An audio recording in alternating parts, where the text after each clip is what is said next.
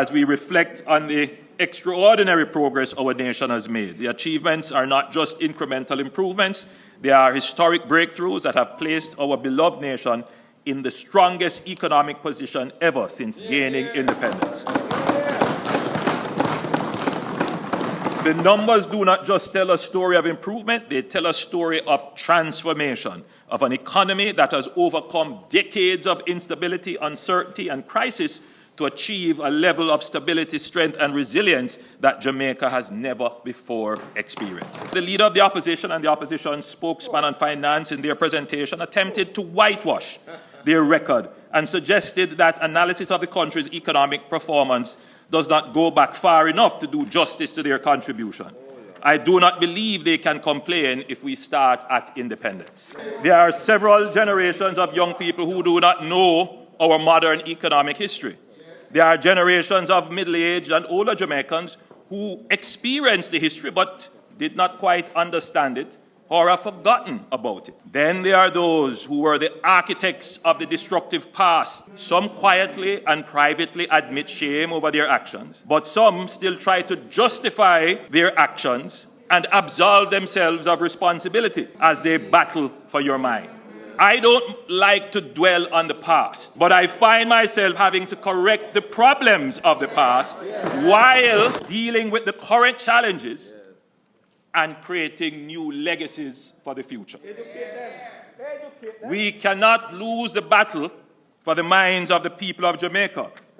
Otherwise, we are at risk of having the people who made the mistakes of the past repeat them. So let us examine the facts. Let's start with inflation. The table now being displayed shows that the average annual inflation under my administration has been 5.5%.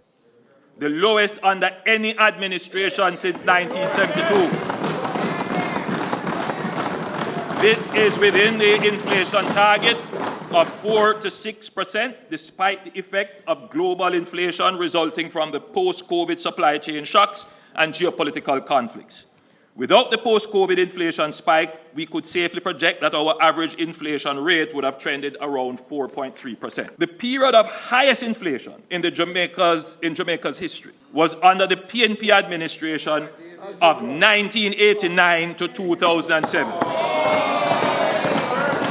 A better way to understand it, Madam Speaker, is that in 1980, a loaf of bread cost less than $1. In fact, it cost about 50 cents, somewhere around there. But in 2007, it cost $130. Cumulative inflation in the United States during the same period, 1989 to 2007, was 71.5% or 2.9% per year. In 1992, Jamaica's inflation rate was nearly 80%. So in 1 year, Jamaica had more inflation than the United States had over the same 18 and a half years. It is in this period of runaway inflation under the PNP that the starting point of Jamaica's economic woes can be identified. Our current annual rate of inflation is now down to 4.4%, at the lower end of the Bank of Jamaica's target range of 4 to 6%.